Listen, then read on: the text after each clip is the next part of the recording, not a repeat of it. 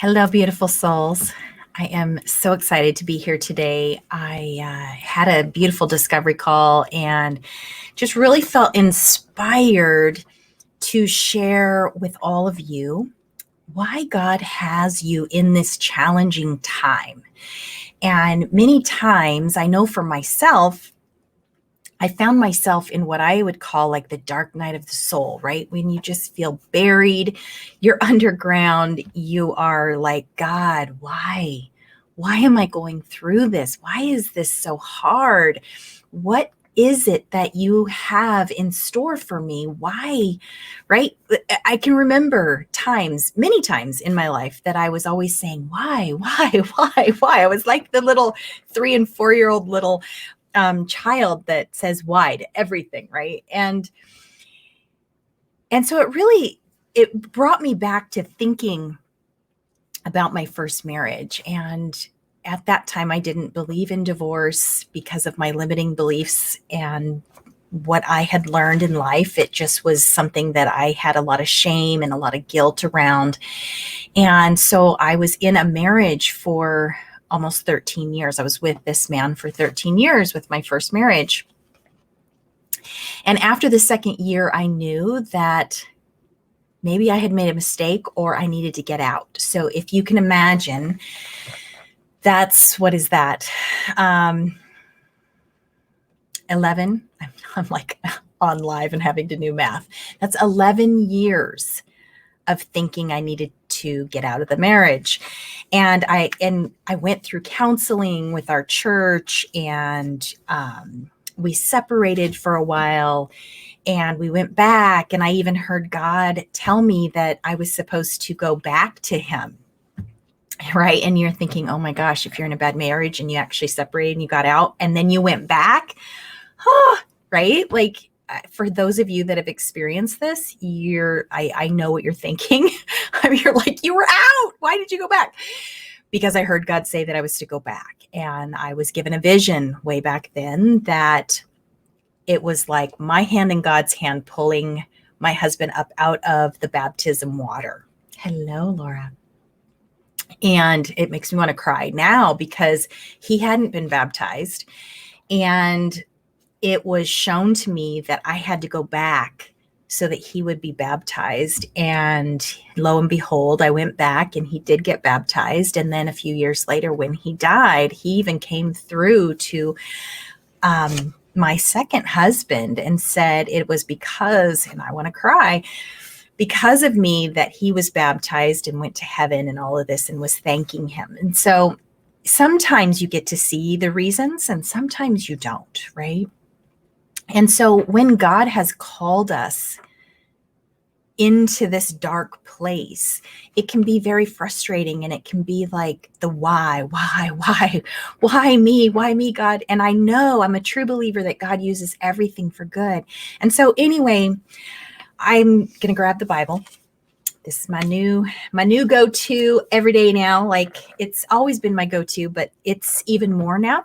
And so I wanted to share with you Matthew, I think I'm going to back up. Matthew 6, verse 13 through 14. And it's called the narrow way. So let me just read this to you. Enter by the narrow gate, for wide is the gate and broad is the way that leads to destruction. And there are many who go in by it. Because narrow is the gate and difficult is the way which leads to life, and there are few who find it. And so with that verse, like, I find that, there's the big gate we can go through, or there's the narrow gate that we can go through. And he's not saying that it's easy.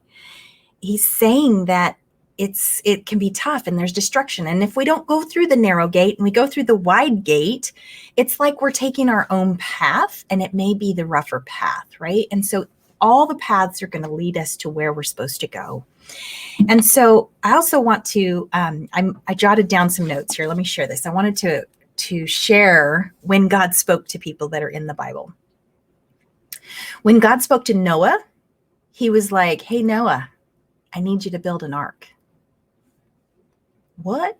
right? Like people probably thought he was crazy. What? An ark? Right? And so if you think about where he was coming from, what? Like I thought I was crazy that I heard God's voice, and people thought I was crazy for going back into the marriage for another 5 years. Like I'm going back into the fire for another 5 years. God spoke to Abraham and he asked for him to go into battle, and he had inadequate troops, but he had the faith to do it, and God followed through with his promises. Samuel heard God speak to give a really tough message to his mentor. Well, that can be really scary. God spoke to Esther in the Bible to plead the case for her people before the king. How scary is that, right? Like, whoo-wee. Another place that God spoke was to Mary, to become the mother of the Messiah. And she wasn't even married, right? Like her and Joseph were together, and it wasn't Joseph's child. Like that's really scary. So when God speaks, we listen. And I have just sent out an email to all of those of you that are on my beautiful family email list saying that it was scary to step into this because I heard God speak.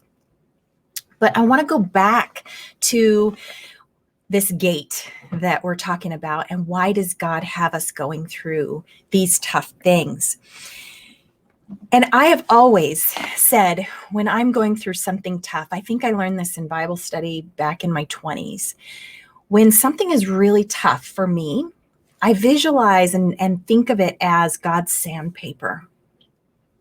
And we are his masterpiece, right? We're the masterpiece that he is helping to create. And we have to go through the process, through the turning up of the heat, right? Through it getting really, really hot, really tough, really, oh my gosh, how can I be a better person? How can I get through this? And so I always imagine like, oh, this sandpaper is just sandpapering off that arm. It's sandpapering off this part of my neck, right? It's like chipping away all the things that no longer serve your highest and best good. So that, like Michelangelo's, saying was he knew there was an angel in that stone. He knew there was an angel that had to come out of that stone. All he had to do was chip away the pieces that no longer needed to be there.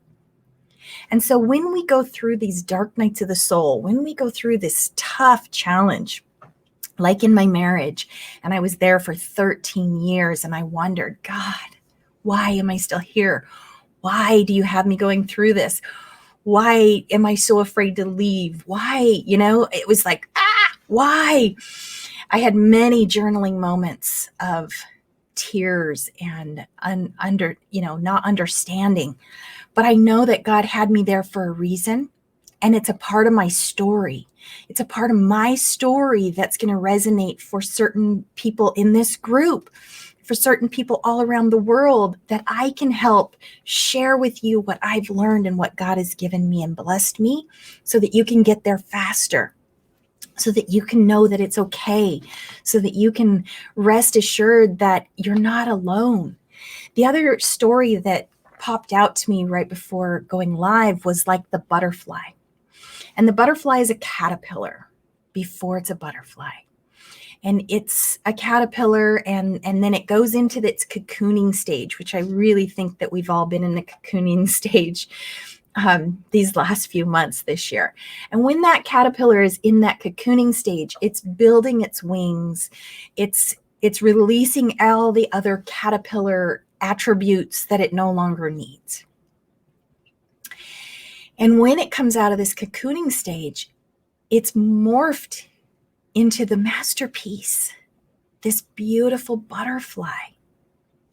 However, if we go in and think, oh, I want to help it, it's struggling, it's not able to get out of the cocoon, and you help release it from that cocoon, the butterfly won't make it. It won't make it because it didn't gain the strength that it needed for its wings to fly and to hold it up. And it didn't get to experience the struggle. And so when we're in this challenging moment, we may feel like we're on the struggle bus. I've been on the struggle bus. But there comes a moment when you're on that struggle bus that you feel peace, like now's the time. Now's the time to reach out for help. Now's the time to get out of the situation, or now's the time that I need to stand up and take my power back, right? There's a time, there is this pivotal moment that you just know what you know, what you know. Nobody can tell you, like if you're in a bad relationship, nobody can tell you to leave until you're ready, right? If that's the case, that needs to happen, right? Sometimes marriages get better, but sometimes you have to leave. And I remember specifically, I think I went to the grocery store, or I dropped my daughter off at kindergarten, something. I can't remember what it was. Or kindergarten, no, I think it was like 5th or 6th grade. And I was driving, and I was like a half a mile from my house in my Jeep, and it just overwhelmingly clicked like a light switch. I knew I was supposed to leave, and now was the time.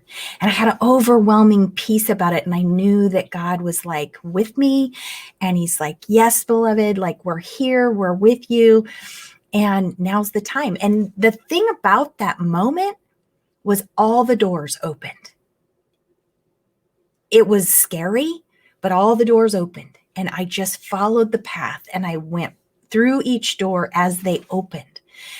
And we made it work, right? Like it isn't, change is not always easy. Change is not always easy. So I wrote here too, that the purpose behind these challenges that God has you in is to put us in a position to see the miraculous work of his power and his authority in your life, because we can't do it alone, right? He's waiting for us to call on him. He's waiting for us to go within and accept that he is in our heart, right?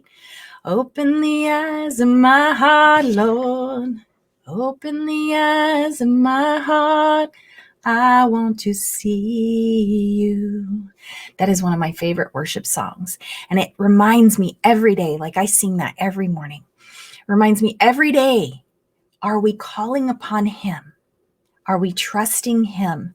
Are we going within to listen what he has to say? He wants to show you a miracle, and someone needs to hear this today. He wants to show you a miracle. Are you ready to receive a miracle? Call on him. Call on him. Bring him in your heart today. Be open to receiving a miracle today. He's just right there waiting for you. I love it. I hope this inspired you. Let me know. Love it. I can't tell who it is, but I'm going to go in on my phone and see. Yes, open to receive. Open your heart to the Lord and receive that miracle today. I always also call God like the 11:59:59. I've told my kids this many times, but when we are at our wits' end, right? We cannot control, do, fix, like nada. Nothing's working, and everything is going to heck in a handbasket. God sticks his hand into the mix at 11:59:59, at that last second. And he says, I got you. I got you, beloved. I have fallen to my knees so many times in my lifetime at this 11:59:59. I remember in my 20s, my rent was paid in full because there happened to be extra money in this account for a grant when I was going to college and being the single mom when I was separated for a while. And they said, there's this money here, and you've been on the honor roll, and you've helped so many people in our department. We thought maybe you could use this money. It was $5 more than my rent payment. And I had no idea how my rent was going to be paid. That's just one example of this 11:59:59 that God has performed miracles in my life. Open your hearts, call on him, ask him in, because he's there, he's ready, he's just waiting for you. Open the eyes to my heart, Lord. Open the eyes to my heart. I want to see you. I love you. Angel blessings. Mwah. I hope this was helpful. And until the next video, we'll see you then. Bye for now.